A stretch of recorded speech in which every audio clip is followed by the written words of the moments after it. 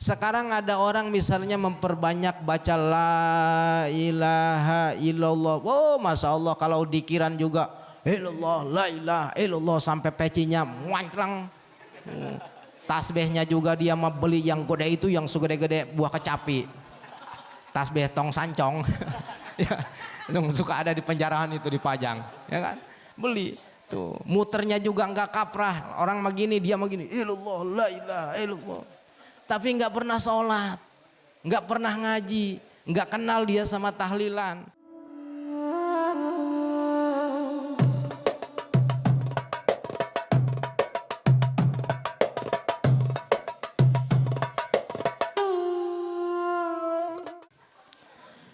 Assalamualaikum warahmatullahi wabarakatuh.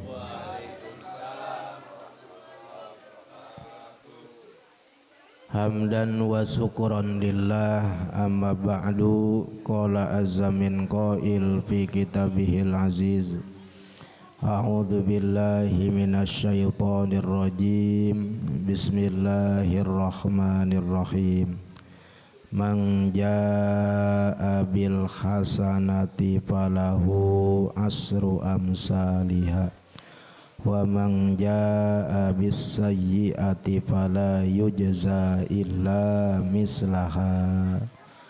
Al ayah wal ma'na wallahu a'lam bi muradi bidzalik. Qala nabiyuna wa rasuluna Muhammadun sallallahu alaihi wasallam, thalabul ilmi faridatun ala kulli muslimin wa muslimatin, fa innal malaikata tad'u ajnihataha li talibil ilmi ridon bima yatlubu. Qala al-musannifu rahimahullahu ta'ala wa nafa'ana bihi wa bi ulumihi bidaraini amin ya rabbal alamin. Faslun fi bayani miftahil jannati. Faslun utawi iki iku sawiji fasol. Fi bayani miftahil jannati, hal tetep ing dalam martelakeun kunci sorga. Wa hiya lan utawi ya miftahul jannah kalimatu tauhidi, iku kalimat tauhid. Wa kalimatul ikhlasi lan kalimat ikhlas. Wa kalimatun najati lan kalimatun najat. Wa ma'na la ilaha illallah, la ma'buda bihaqqin fil wujudi illallahu.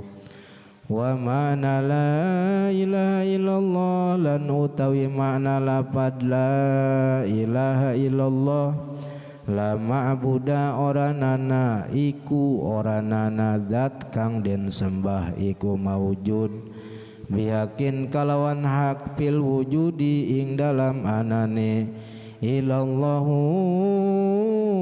angin sapa Allah. Engkong mah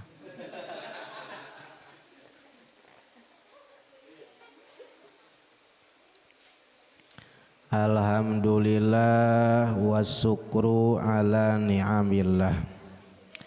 Berkat izin, inayah, hidayah serta dorongan topik dari Allah, pada malam ini kita berkumpul bersama, bertatap muka, berjabat tangan, bersilaturahmi dalam rangka mengikuti rutinitas pengajian setiap 1 bulan sekali, yang alhamdulillah pada malam ini bertepatan dengan malam Jumat. Malam non eta kong malam Jumat. Malam sunnah, selain malam Jumat malam wajib. Mudah-mudahan berangkatnya kita dari rumah masing-masing dengan niat thalabul ilmi, menggugurkan kewajiban. Mudah-mudahan kita diampuni seluruh dosa dan noda kita, diterima seluruh amal ibadah kita, dan mudah-mudahan kita semua diangkat derajatnya oleh Allah Subhanahu wa taala. Putra putri kita mudah-mudahan solih solihah, dan mudah-mudahan keluarga kita, tetangga kita, kerabat kita ada dalam naungan rahmat dan ridhonya Allah Subhanahu wa taala. Yang sudah tiada mudah-mudahan Allah ampuni seluruh dosa dan nodanya, terutama buat kedua orang tua kita. Mudah-mudahan Allah selalu lindungi, Allah selalu sayangi di dunia sampai nanti di akhirat. Dan mudah-mudahan kita yang hadir di sini matinya dalam keadaan husnul khotimah. Amin ya robbal alamin. Hadirin jamaah as'adakumullah, tidak terasa kita sekarang berada di bulan yang penuh dengan rahmat. Bahkan sebentar lagi kita kalau panjang umur mudah-mudahan. Tuh, sekarang bulan Rajab. Rajab, habis Rajab bulan apa? Sa'ban, habis Sa'ban Ramadan. Mudik. Nah, bulan Rajab bulan yang sangat mulia, bulan yang dimana Allah lipat gandakan seluruh kebaikan-kebaikan kita. Bahkan di bulan Rajab ini ada nilai plus. Biasanya kalau di bulan biasa, kalau kita melakukan kebaikan itu 1 dibalasnya 10. Man jaa bil hasanati falahu asru amsalihha. Kalau kita berbuat baik 1 dibalas 10. Tapi di bulan Rajab 1 kebaikan Allah balas 70. Hebat enggak? Hebat. Nah, bahkan dulu di Baitul Maqdis ada seorang perempuan ahli ibadah. Kayak jamaah ini aja nih, alpaja, ibu-ibunya tukang ibadah. Mukena ge geus lalecak. Pakai salat bae.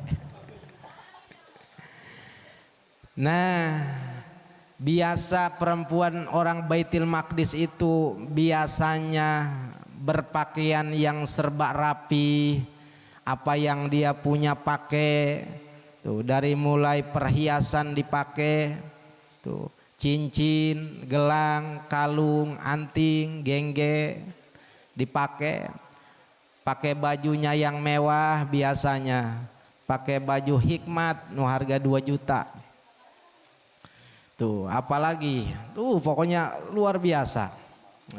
Kerudungnya kerudung tsunami.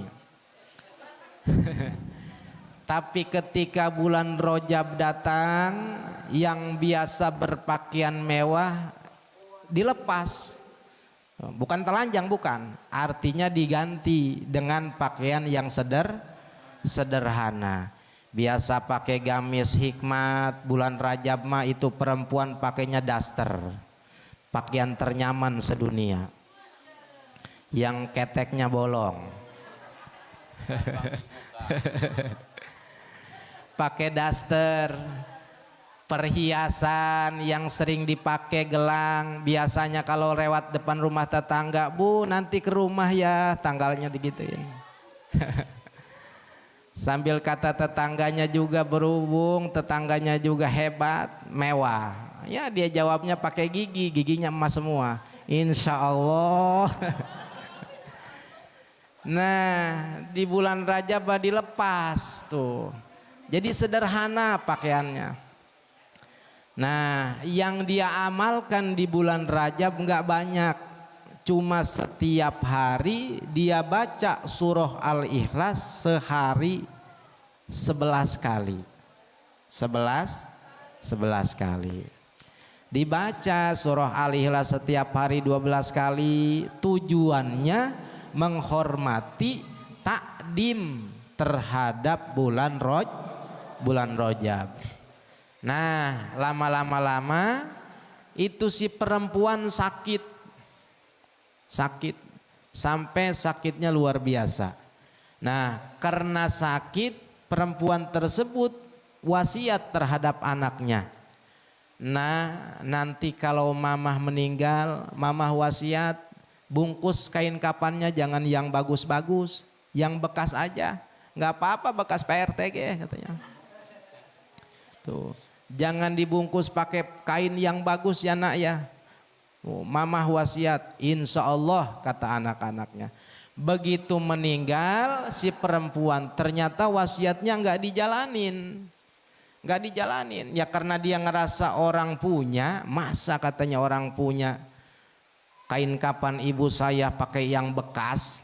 Tuh sementara yang baru banyak, yang bagus banyak, akhirnya pakai yang mewah. Tuh pakai sutra meureunnya. Tuh pakai yang mewah. Nah kemudian dikuburlah wanita tersebut. Malam si anaknya mimpi.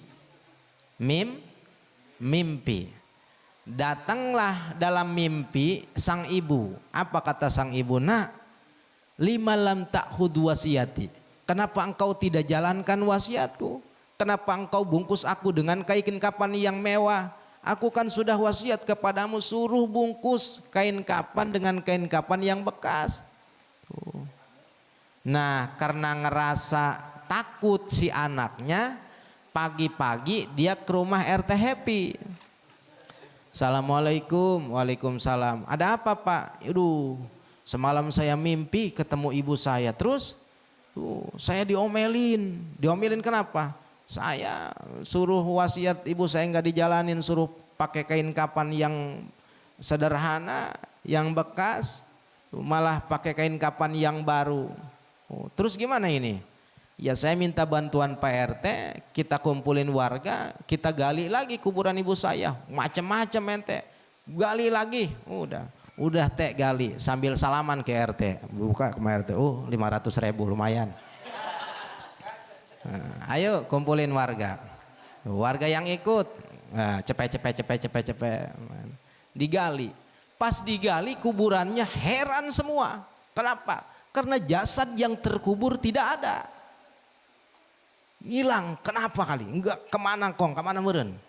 Jasadnya dibawa jeung losbak meren kunyana. Nah ketika semua dalam keadaan heran takjub, tiba-tiba ada suara tanpa rupa. Hatib namanya. Tuh ya, hatib. Jadi suara tanpa rupa namanya hatib. Kalau ada suaranya nggak ada rupanya hatib. Kos hitut. Hatib. Ada suara tanpa rupa. Nah suara tanpa rupa tersebut ngomong apa? Wahai manusia-manusia, ketahuilah bahwa begitu, mungkin ya namanya juga kayak di film. Pakai wahai manusia-manusia yang beriman.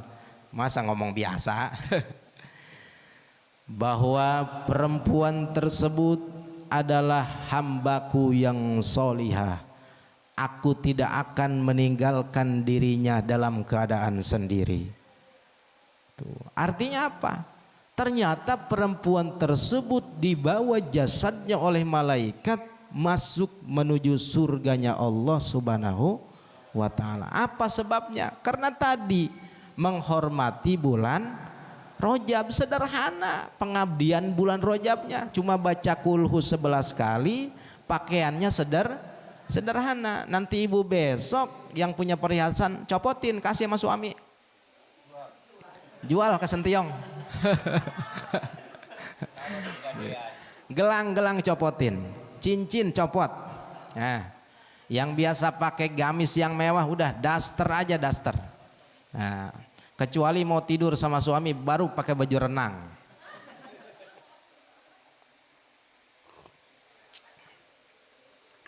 Nah, kemudian setiap hari baca surat Al-Ikhlas 11 kali. Siap enggak ya ngamalin? Insya Allah. Siapa tahu ibu ngamalin surah Al-Ikhlas berpakaian sederhana, ibu langsung dijemput malaikat. Ih. Yang penting jangan malaikat Ijrail. Sudon. Kalau malaikat Ijrail yang datang baru bahaya. Tuh, coba kalau malaikat utusan, malaikat penjaga surga, malaikat Ridwan, anak buah malaikat Ridwan. Siapa ini? Ini anak buah Ridwan. Mau ngapain ke sini? Suruh bawa ibu ke surga. Bawa ke surga, nggak mati lagi ibu. Tuh, tinggal suaminya nyari, ini istri saya kemana ini? Loh, ternyata suaminya dibuka hijabnya, kelihatan istrinya ada di surga. Kata istrinya, papa, mama udah di surga, bayarin utang ke warungnya. Sial. Insya Allah. Faslun fi bayani miftahil jannati. Kemarin selesai kita membahas sekelumit tentang rukun iman. Sekarang menjelaskan arti daripada la ilaha illallah. Menjelaskan kunci surga. Karena dalam hadis suka dinyanyiin sama biduan-biduan Arab, Miftahul jannah la ilaha illallah. Kunci surga la ilaha illallah. Bahkan bagus dan buruknya, husnul khotimah atau su'ul khotimahnya seseorang di akhir hayatnya itu tergantung dari apa yang dia ucapkan. Kalau terakhir dia mengatakan kalimat la ilaha illallah dakhalal jannah, maka akan masuk surganya Allah Subhanahu wa ta'ala. Makanya kalau kita lagi ngadepin yang sakarat, yang sekarat nih, jangan banyak diajak ngomong. Kita talkin. Misalnya ibu kita lagi sekarat ngap-ngapan, ajarin, Bu, la ilaha illallah. Terus aja la ilaha illallah. Kalau ibu kita udah ngikutin, tuh, ibu kita ngikutin nih, la ilaha illallah. Stop.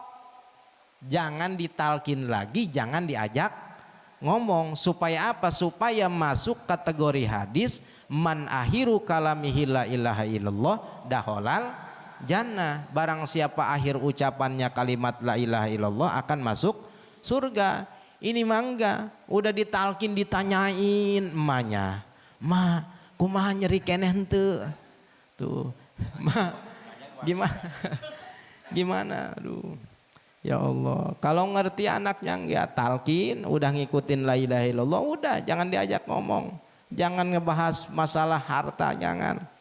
Udah mah bebasin aja, sawah yang 5 hektar bebasin, ruko-ruko yang di pinggir jalan bebasin.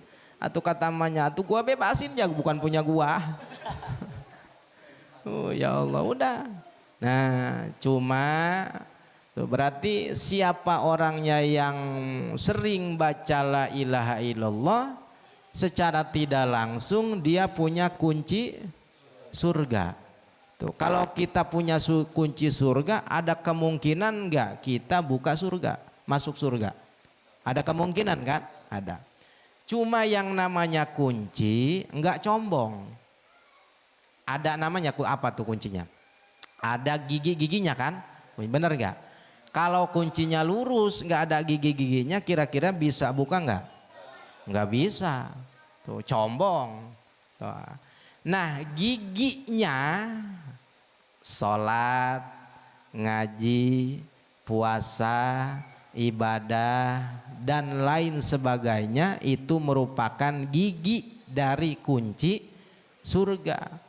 Sekarang ada orang misalnya memperbanyak baca la ilaha illallah. Oh masya Allah, kalau dikiran juga illallah la ilaha illallah sampai pecinya muanclang. Tasbihnya juga dia mau beli yang gede itu, yang segede-gede buah kecapi. Tasbih tong sancong. Ya, yang suka ada di penjarahan itu dipajang, ya kan? Beli. Tuh, muternya juga enggak kaprah. Orang begini, dia begini. Illallah la ilaha illallah. Tapi nggak pernah sholat, nggak pernah ngaji, nggak kenal dia sama tahlilan, nggak kenal sama yasinan. Punya kunci berarti nggak ada giginya, mungkin nggak masuk, nggak mungkin. Nanti pas di surga, waduh, kuncinya guna, dikasih kunci nggak bisa masuk. Aduh, masya Allah, kasihan nggak? Nah, supaya kunci kita ada giginya, tuh. Sholat laksanain, ngajinya jangan ditinggalin, insya Allah. Ustadz, itu kunci surga disebutnya kalimat apa? La ilaha illallah itu. Wahia kalimatut tauhid. Kalimat la ilaha illallah disebut namanya kalimat tauhid. Ya. Apa kalimat tauhid? Kalimat tauhid itu kalimat menunggalkan Allah Subhanahu wa ta'ala. Jadi kita harus tahu. Tuh, jadi dikir-dikir yang kita baca, kalau kita ingin dapat pahala, kita harus tahu artinya walaupun secara global. Misalnya kita baca subhanallah, subhanallah, subhanallah. Apa itu artinya? Maha suci Allah. Secara globalnya memuji kepada Allah, mensucikan Allah. Tuh. Baru dapat pahala. Kalau kita nggak tahu artinya, subhanallah, subhanallah, subhanallah, subhanallah, subhanallah, nggak tahu, kita ditanya itu kalimat apa yang kau baca? Tahu, saya mengikutin aja. Nggak dapat pahala. Jadi kalau dzikir, kalau pengen tahu, kalau pengen dapat pahala, harus tahu artinya sekalipun secara global. Tuh, itu apa yang kau baca? Itu kalimat tasbih, subhanallah. Itu apa yang kau baca? Allahu Akbar. Kalimat takbir begitu, mengagungkan Allah, baru dapat pahala. Kecuali Al-Quran. Kalau Al-Quran sekalipun kita nggak tahu artinya, tahu atau tidak tahu, kita baca Al-Quran dapat pahala. Paham? Makanya ini pentingnya ngaji. Ya. Oh, tuh, apalagi kita kalau sering berdoa, kalau sering dikir-dikir, kita ayo belajar. Ini apa ya artinya? Ini apa ya, kalimat apa ya ini? Nanya. Nah, ya. Kalimat rois. Kalimat rois. Tuh. Atau kalimat la ilaha illallah juga disebut kalimatul ikhlas. Kalimatul ikhlas. Dua tuh. Yang ketiga disebut juga wa kalimatun najat. Kalimatun najat. Kalimat selamat. Kalau pengen selamat baca la ilaha illallah. Nah. Sebelum kita tahu arti daripada la ilaha illallah, perlu kita pahami tarkibul kalam. Kalau menurut santri itu tarkibul kalam susunan kalimat. Tuh. Susunan kalimat dari la ilaha illallah. La ilaha illallah itu terdiri dari kalam nafi dan istisna. Geus dengekeun bae moal ngarti. Ntar nanya mas saya, Ustad, apa sih itu istisna, apa sih nafi? Mas antren, tama, nges dengekeun bae. Kenapa saya bicarakan supaya nyambung, supaya nyambung. Ada kalam nafi, la nafi tuh, la nafi jinis. Kalau ditarkib tak malu amaling inna tansibul ismautur khobaro tuh. Terus ilaha jadi isim la. Nah, ada nafi dan istisna. Maka ketika tarkibul kalam mengandung nafi dan istisna berfaedah qasar. Sedangkan adanya qasar harus mencakup terhadap makna mantuk dan makna mafhum. Supaya rada hebat bae kan asup YouTube ya. Ya, wih, ieu cenah aya nu ieu-ieuan cenah. Kajen jamaah teu ngarti ge.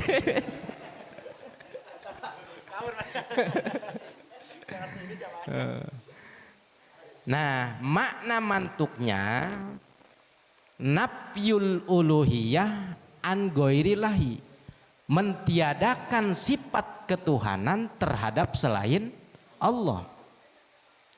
Makna mafhumnya subutul ilahiyah lillahi ta'ala, menetapkan sifat ketuhanan kepada Allah subhanahu wa ta'ala. Dan kosornya, baik itu kosornya kosor ta'in, kosor yang pertama kosornya kosor kolab. Kosor kolab itu digunakan untuk menolak pertekadan si mukhatab yang bertekad bahwa yang jadi Tuhan itu adalah berhala.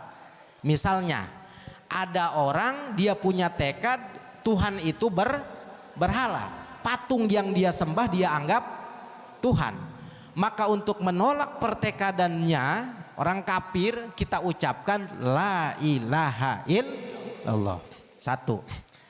Dua, ada kosornya kosor ta'yin. Kosor ta'yin itu digunakan untuk menolak pertekadan si mukhatab ketika si mukhatab bertekad bahwa Tuhan itu, yang menjadi Tuhan itu salah satu antara Allah dan berhala. Misalnya ada orang punya tekad, siapa Tuhanmu? Pokoknya saya bertekad Tuhan itu salah satu antara Allah dan berhala, patung. Allah pokoknya salah satunya. Jadi itu jelas. Nah, maka untuk menolak pertekadannya kita ucapkan la ilaha illallah. Nah, yang ketiga ada kosor ifrod, digunakan untuk menolak pertekadan si mukhatab ketika si mukhatabnya punya tekad bahwa yang jadi Tuhan itu bareng, jadi berdua antara Allah dan berhala. Tuhan kamu siapa? Bareng-bareng Tuhan saya, Allah sama berhala. Nah, ketika ada orang bertekad tersebut, punya tekad tersebut, kita tolak pertekadannya dengan kalimat la ilaha illallah. Nah, maka artinya wa ma'na la ilaha illallah la ma'buda bihaqqin fil wujudi illallahu, tidak ada zat yang wajib disembah dengan sebenar-benarnya kecuali Allah subhanahu wa ta'ala. Berarti selain Allah tidak berhak disembah. Patung tidak berhak disembah, matahari tidak berhak disembah, batu tidak berhak disembah. Tuh. Yang berhak disembah adalah Allah subhanahu wa ta'ala. La yastahiqu ayyadillahu kullu syai'in illallahu, tidak berhak segala sesuatu, tidak berhak menghinakan diri kecuali kepada Allah. Tuh, kita boleh enggak ada orang bos kita nih, saking kita hormat sama bos kita sampai sujud-sujud ke bos. Bosnya enggak berhak, kita enggak berhak menghinakan diri kepada orang, kepada bos. Tuh. Atau kita punya batu cincin misalnya nih. Kita punya batu cincin. Batu cincinnya itu kita bertekad membawa keajaiban, merubah dunia kita dari biru menjadi gemerlap. Woi. Tadi nama susah, Pak. Gara-gara boga cincin jadi kaya. Kita sujud sama cincin. Waduh, alhamdulillah ya cincin. Nah, tidak berhak. Yang berhak kita merendahkan diri kepada zat yang berhak hanyalah kepada Allah subhanahu wa ta'ala. Paham? Nah, tuh. Ustadz, apa sih faedahnya membaca kalimat la ilaha illallah? Nah, kata Rasul, man qala la ilaha illallah salasa marrat fi yaumihi kanat lahu kafaratan likulli dzanbin asabahu bidzalikal yaum. Siapa orangnya yang membaca la ilaha illallah, nggak banyak, setiap hari dibacanya tiga kali. Kanat lahu kafaratan likuli dzanbin, maka la ilaha illallah itu menjadi pelebur dosa yang kita lakukan di hari ini. Subhanallah. Tuh, Mbak Angkong berapa kali? Hebat 100. Engkong. Tuh, kita kan la ilaha illallah yang kita baca nggak sebanding sama dosa yang kita lakuin tiap hari. Tuh. Makanya kalau pengen sebanding baca la ilaha illallah. Habis sholat baca la ilaha illallah, la ilaha illallah, la ilaha illallah. Nggak apa-apa, walaupun hati kita ke pasar, hati kita ke kerjaan, hati kita mikirin suami yang lagi nganggur, hati kita mikirin greget sama suami gara-gara nggak diturutin, nggak apa-apa baca la ilaha illallah, la ilaha illallah. Hatinya besok mikirin bayar ansuran rumah, ansuran motor dan selain sebagainya, nggak apa-apa. Tuh, itu namanya dikir goplah, dikir goplah, dikir lupa. Ada dikir lupa, ada lupa dikir. Ada dikir goplah, ada goplatu dikri. Kalau dikir goplah, mulut kita berdikir tapi hati kita lupa. La ilaha illallah, la ilaha illallah, la ilaha illallah. Otaknya mah mikirin gajian bae. Tuh.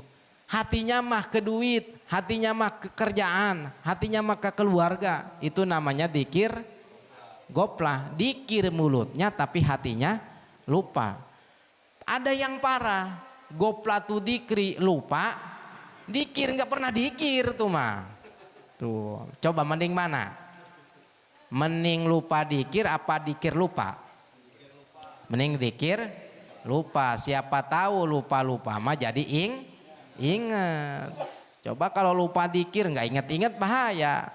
Tuh, Masya Allah, kadang-kadang Masya Allah, itu saya sering Pak, kalau diajak ke nikahan gitu, nikahan kan suka baca syahadat. Tuh, baca syahadat tuh pengantinnya, kadang-kadang pengantinnya aja baca syahadat nggak pas ya Allah, ya jelema kumaha tadi nah ya. Nah, jadi la ilaha illallah yang kita baca, satu la ilaha illallah melebur dosa yang kita lakukan hari ini. Satu dosa, satu la ilaha illallah. Nah, banyakin tekong illallah, la ilaha illallah, la ilaha illallah. Jangan apa, biarin orang mau ngomong apa, wih katanya ada wali baru nih katanya nih, udah biarin, itu urusan saya dengan Allah. Woi mantap tuh, hanya aku dan dia yang tahu.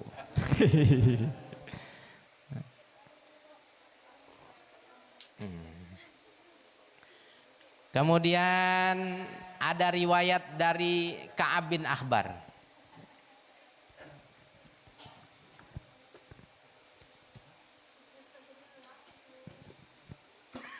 Allah memberikan wahyu kepada Nabi Musa dalam kitab Taurat.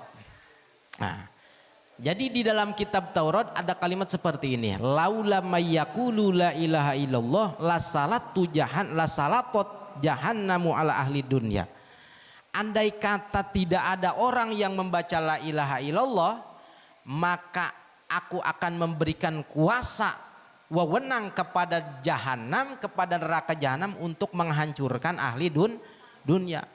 Ini dunia acak-acakan nih. Kalau nggak ada yang baca la ilaha illallah, maka nih di GSB harus beruntung. Ada yang tahlilan karena baca la ilaha illallah. Ada yang yasinan baca la ilaha illallah. Coba kalau nggak ada baca yang la ilaha illallah, urusannya banjir ya. Naudzubillahi min dzalik. Udah cukup kiamat sugro aja di rumah sama istri.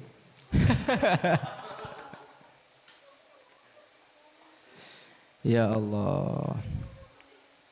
Nah, kemudian la ilaha illallah, kalau kita lihat hitung dari hurufnya, itu jumlah hurufnya ada 12. Angel dihitung manges pokoknya 12 be. Coba hitung, nggak percaya mah. Hurufnya ada 12. Nah maka kewajiban kita pun selaku muslim itu ada 12.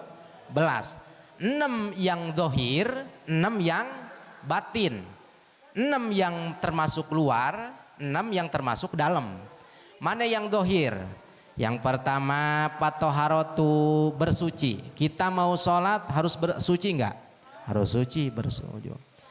Kita mau bersetubuh dengan suami harus suci enggak? Harus suci, tidak boleh dalam keadaan haid. Tuh. Kemudian wassolatu, sholat wajib enggak? Wajib. Wazakat, 3 zakat. Wassaum, kemudian puasa, haji. Cuma lama nunggunya 20 tahun. Kalau engkong daftar sekarang haji, bisa-bisa payah heula. Makanya dia minta umroh sama anaknya. Kita doain mudah-mudahan berangkat. Kemudian haji, jihad. Apa jihad? Perang. Tuh, perang itu wajib, Pak. Zaman dulu perang itu wajib. Diwajibkan kepada siapa? Kepada kaum laki. Perempuan enggak wajib jihad. Tuh. Apa sih jihad? Waalaikumsalam warahmatullahi wabarakatuh. Sehat. Beres. Sehat. Jihad itu al-qatlu fisabilillahi liiqamatiddin, berperang di jalan Allah liiqamatiddin, karena menegakkan agama Allah, itu namanya jihad. Nah kalau berperang menegakkan agama Allah disebutnya jihad asgor, perang kecil itu mah. Jadi kalau kita perang nih sama orang kafir nih karena mempertahankan agama Islam, itu namanya perang kecil. Nah, ada ustadz perang yang besar, ada. Perang yang paling besar itu wa amal jihadul akbar fahuwa mujahadatu nafsi. Perang yang paling besar itu adalah memerangi hawa nafsu. Aduh, malas amat nih ngaji malam Jumat. Kalau saya ngaji takut kelamaan, ngajinya mana malam sunnah. Kalau saya pulang ke rumah takut istri saya ketiduran lagi. Malas amat. Tapi diperangin hawa nafsunya lah, ngaji aja lah. Alhamdulillah. Puasa Rajab malas amat, puasa Rajab ya Allah, orang-orang memakan saya manggalah.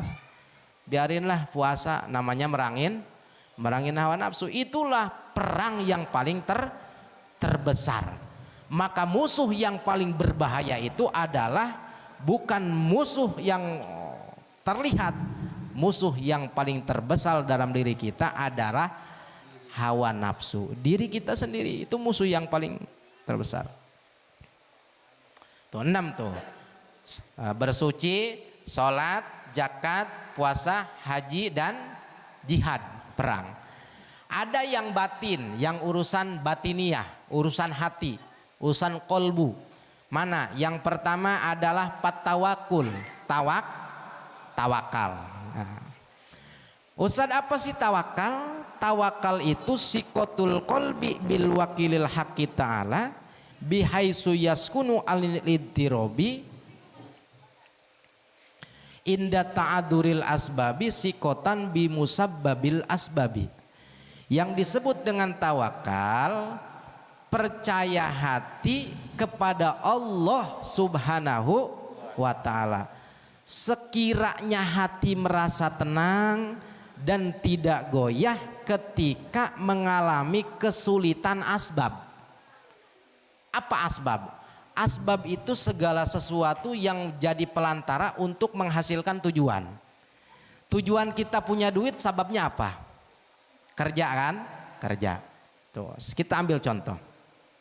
Tawakal itu percaya hati kepada Allah. Hati kita merasa tenang, anteng, nyaman ketika kita sedang tidak kerja. Tapi hati kita anteng karena percaya kepada yang membuat sabab. Siapa? Percaya kepada Allah subhanahu wa ta'ala. Enggak langsung diambil pusing, enggak langsung bunuh diri, enggak. Ini baru nganggur 1 bulan lah. Nganggur 1 bulan, pulang ke rumah diomelin aja sama istri. Anak mana bayaran sekolahnya mahal banget. Nah daripada begitu mending ke atas gunung aja saya mah. Atas gunung nyari jurang. Nggak mati. Ceknya aneh nih. Kenapa nggak mati ya? Aduh, loh, ke rel kereta aja lah tidur. Ke rel kereta, tidur di rel kereta. Satu kereta, wong, duk duk duk duk duk duk, bret. Kuat malah. Wih, kebal awaknya. Nggak mati-mati. Atau kalau belum ajal gimana? Nah itu tawakal. Jadi tawakal itu percaya hati kita kepada Allah ketika kita dalam kesulitan. Tuh. Itu tawakal. Bahkan kata Uwais Al-Qurni, ini Uwais Al-Qurni yang ngomong nih, bukan saya. Lau abadtallaha ibadata ahlis samawati wal ardi la yaqbalullahu minka hatta takuna aminan bima takaffalallahu min amri rizkika wa taro jasadaka farikon li ibadati. Andai kata engkau beribadah kepada Allah seperti ibadahnya ahli langit. Wah, ahli langit kalau sudah ibadah luar biasa, kita nggak tahu. Tuh, ahli langit kalau suruh sujud kayak malaikat aja. Malaikat kalau kamu tugasnya sujud, sujud aja dia. Nggak pernah dia ruku, enggak. Sujud, kalau belum Allah perintah bangun, enggak, sujud terus. Itu malaikat. Andai engkau ibadahnya seperti ahli langit, seperti ahli bumi, ibadahnya luar biasa. Tapi layak balullahu, Allah tidak akan menerima ibadahmu sehingga engkau merasa nyaman, merasa anteng, merasa nyaman dengan sesuatu yang telah Allah tanggung untukmu. Apa? Rizki. Rizki ditanggung gak sama Allah? Ditanggung sama Allah. Walaupun kita duduk bareng, rizki itu beda-beda. Benar gak Pak? Walaupun duduk bareng tapi urusan rizki udah beda. Tuh, udah lain lagi. Nah, percuma. Berarti kita ibadah. Kalau kita ibadah nih, tapi kita nggak percaya urusan rizki, bahwa rizki itu datangnya dari Allah, yang mengatur rizki semuanya Allah, ibadah kita sia-sia Pak. Tuh. Jadi intinya apa? Harus kita tawakal kepada Allah, yakin seyakin-yakinnya urusan rizki, urusan Allah subhanahu wa ta'ala. Ya.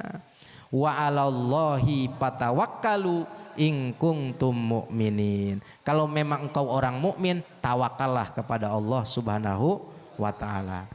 Bahkan kata Rasul Pak, la tawakkaltum 'alallah haqqa tawakkulihi la razaqakum kama yarzuqut thair tagdu humasan ay tadhabu bukratan wa hiya jiya wa taruhu batonan.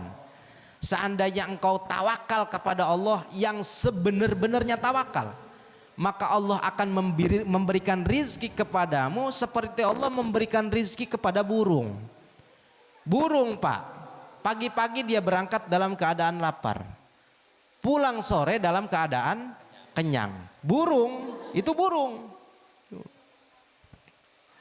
Makanya kata ba'dul ulama, makhluk yang paling tawakal itu adalah burung, itu paling tawakal. Jadi burung bahasa burung secara umum, burung apa aja itu mah?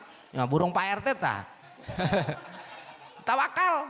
Jadi yang paling tawakal itu adalah burung. Dia pagi berangkat dalam keadaan lapar, kemudian sore pulang dalam keadaan kenyang tuh.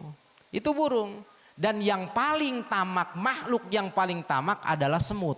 Itu menurut sebagian ulama ada di sini. Makhluk yang paling tamak itu adalah semut, dan dia nggak pernah lihat itu milik siapa.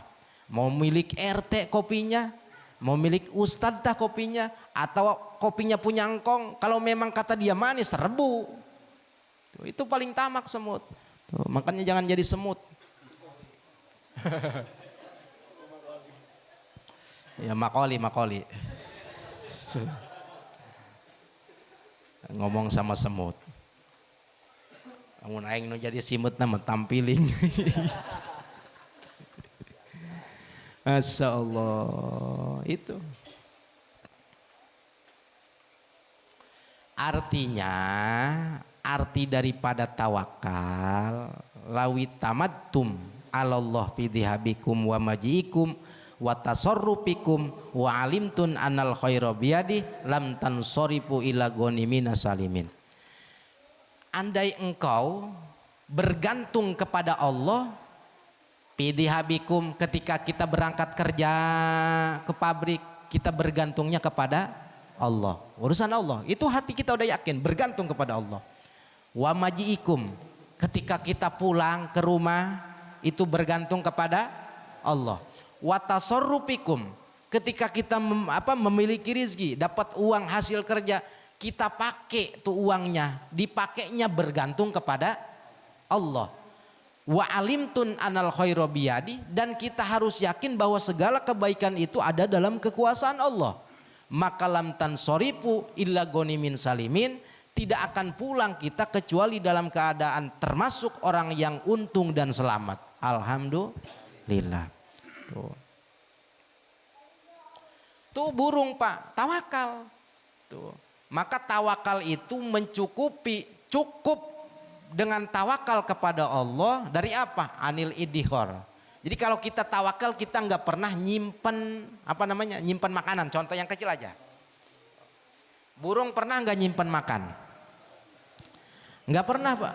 Burung nyari makan misalnya dibawa sama dia. Nih buat besok saya nggak usah liar lagi. Pernah nggak?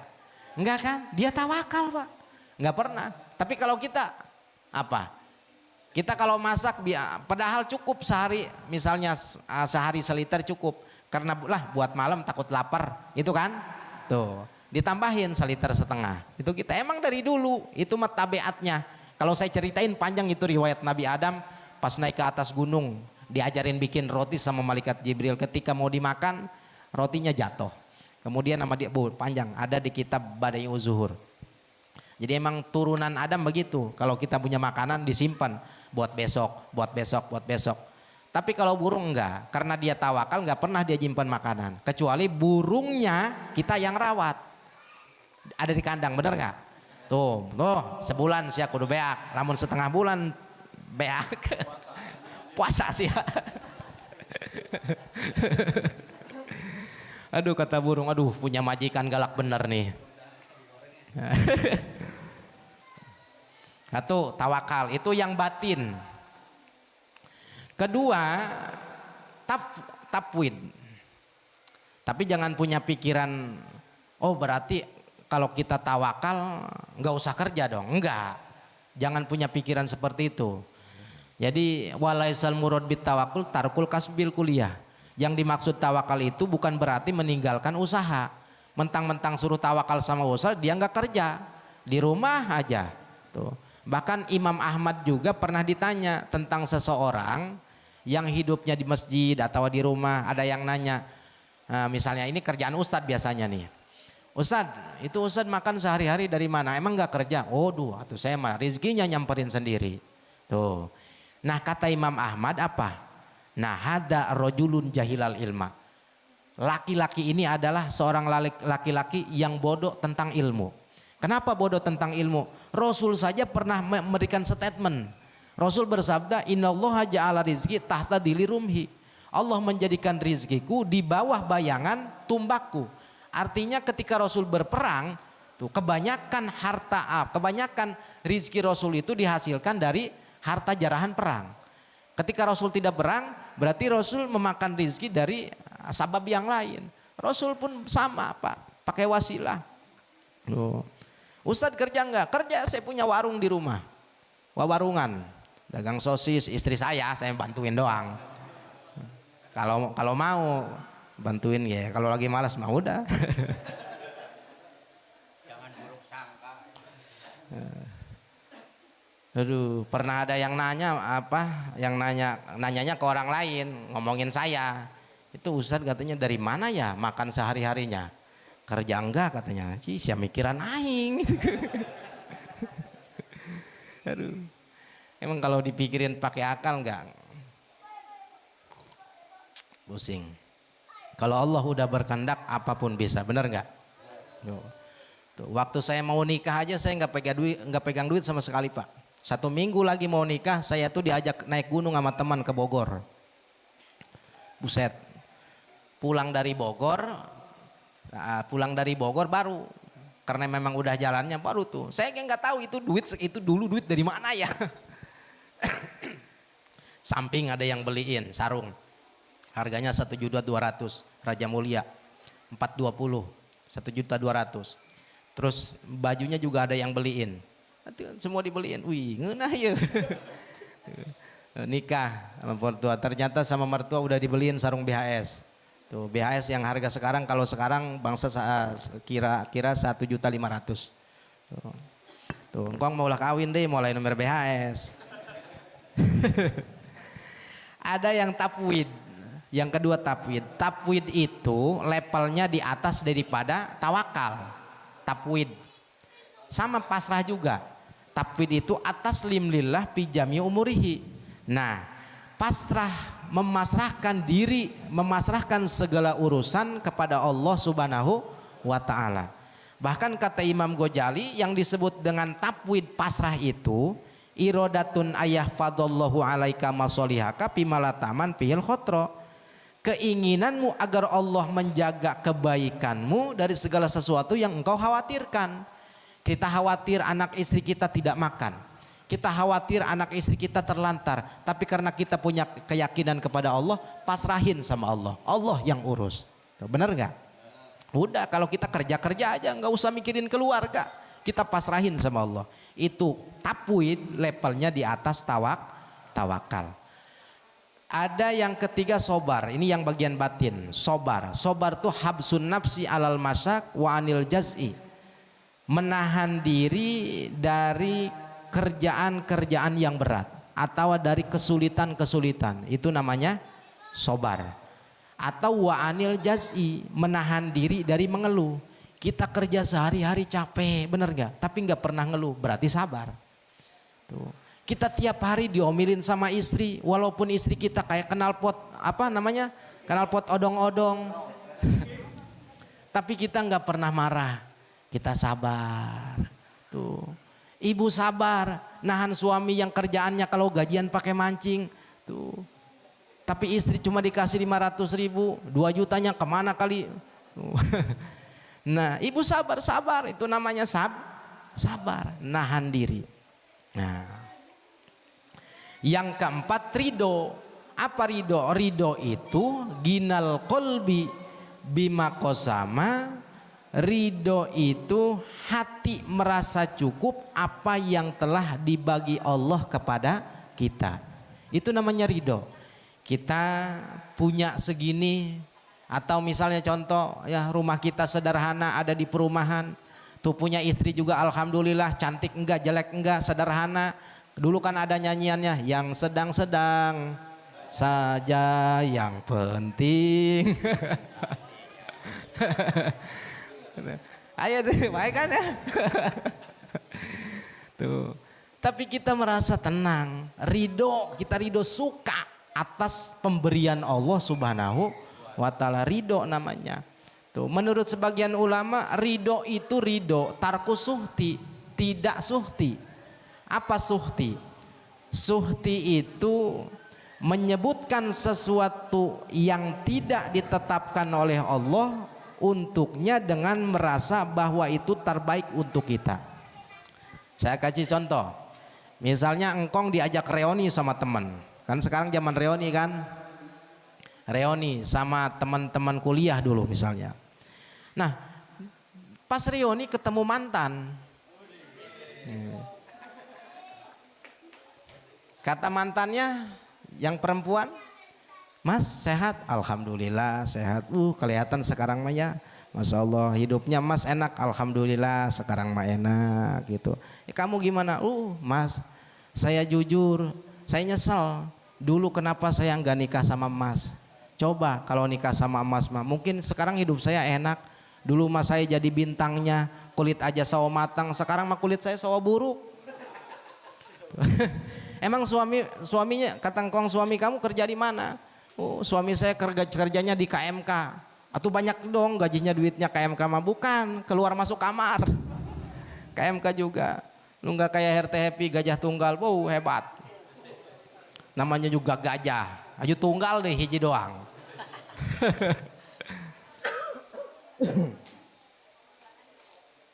Nah, itu mantan si engkong menyebutkan sesuatu yang bukan punyanya dianggap lebih baik. Berarti mantannya tidak ridho, bener nggak? Nggak ridho namanya. Tuh. Atau kata si engkong, tuh coba kalau dulu kamu nikah sama saya, tuh mungkin kamu udah bahagia bersama saya. Tuh, kan gitu. Si engkong juga sama tidak ridho berarti kan? Tuh, apa yang telah diberi Allah kepadanya sementara yang bukan punya dia disebut-sebut. Merasa hal lain lebih baik daripada pemberian Allah. Itu tidak ridho. Nah. Kemudian yang nomor kelima juhud. Allah yakuna bima fi aidin nas awsaku minhu bima indallah. Merasa bahwa apapun yang dimiliki orang lain bukanlah sesuatu yang bisa diandalkan daripada apa yang di sisi Allah Subhanahu wa taala. Dengan kata lain, juhud itu tidak cinta dunia. Itu juhud. Bukan berarti juhud itu enggak punya dunia, bukan. Bukan berarti juhud itu enggak boleh punya mobil. Bukan berarti juhud itu enggak boleh punya rumah mewah, enggak. Juhud itu hatinya tidak cinta dunia. Kenapa? Karena orang juhud itu dunia itu hanya ditaruh di tangan, tidak ditaruh di hati. Karena kalau dunia ditaruh di hati, sebanyak apapun dunia tidak akan merasa cukup kalau ditaruhnya di hati. Tapi kalau dunia hanya ditaruh di tangan, dia akan merasa cukup.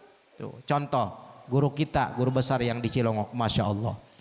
Juhud, tuh, kita makan enggak. Hati cinta dunia, dunianya enggak punya. Tapi kalau orang mah kayak Abu ya, enggak cinta dunia, dunianya punya. Kita mah kebalik. Tuh, hati cinta terhadap dunia tapi dunia enggak punya. Tuh. Itu juhud. Yang keenam adalah taubat. Taubat ini penjabaran dari kalimat la ilaha illallah. Taubat. Cuma taubat itu ada syaratnya, Pak. Syarat taubat ada 3. Ingat ini. Barangkali ada pulang di sini ada yang mau taubat. Taubat aing lah, mau nyarekan Pak Salaki deui. 1 al-iqla'u aniddanbi. Rukun tobat itu yang pertama menghentikan diri dari berbuat dosa. Itu misalnya kita main slot. Waduh, tobatlah, nggak main slot lagi. Udah tuh, jangan main slot lagi. Rukun pertama. Tuh 1. Yang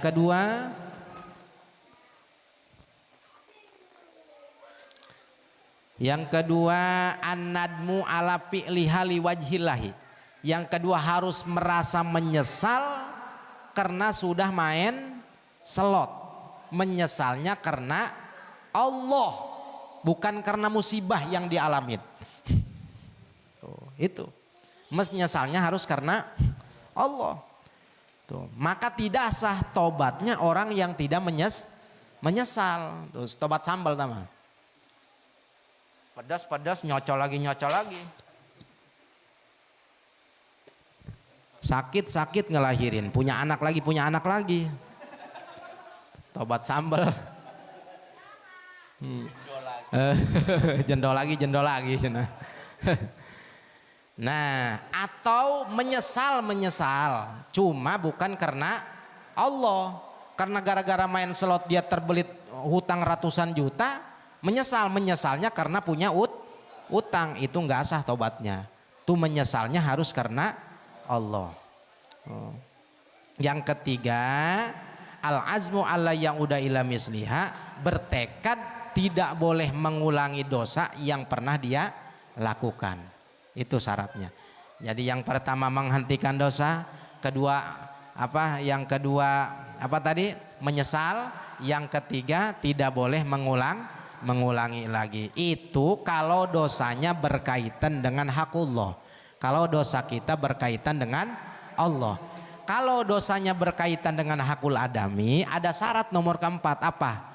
Harus rodul dolamah, yaitu mengembalikan sesuatu yang diambil secara dolim. Misalnya maaf, misalnya engkong pulang sholat Jumat nuker sendal RT, misalnya dia sampai nggak tahu.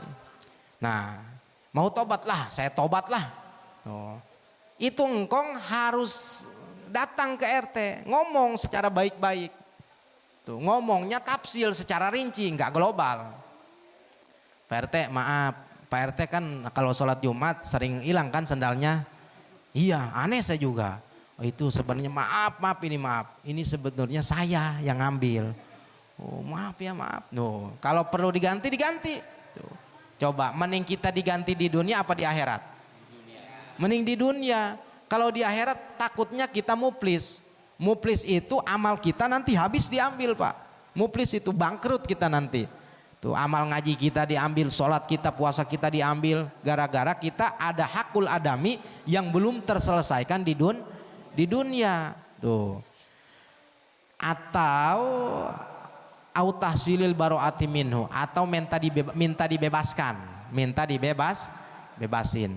Makanya kalau yang meninggal kan habis nyolatin itu kan suka ada mohon dibebaskan dari seluruh hakul adami, baik yang dirasa atau tidak dirasa, sengaja atau tidak, minta diampuni. Itu karena khawatir nanti ketika bertemu Allah kita dalam keadaan muflis. Itu tobat. Mudah-mudahan kita yang hadir di sini walaupun ibadahnya itu ibadah belang kata engkong mah, tapi mudah-mudahan dengan kita taubat kepada Allah, mudah-mudahan Allah selalu bimbing diri kita berada dalam naungan hidayahnya Allah Subhanahu wa ta'ala. Amin ya Allah ya Rabbal alamin. Faslun wallahu a'lamu bishawab. Mudah-mudahan apa yang saya utarakan tadi bermanfaat, wabil khusus untuk diri saya pribadi, umuman untuk para jamaah semua. Benar hidayah dari Allah, ada yang salah mutlak dari kebodohan saya. Wal afwa minkum. Assalamualaikum warahmatullahi wabarakatuh. Nah.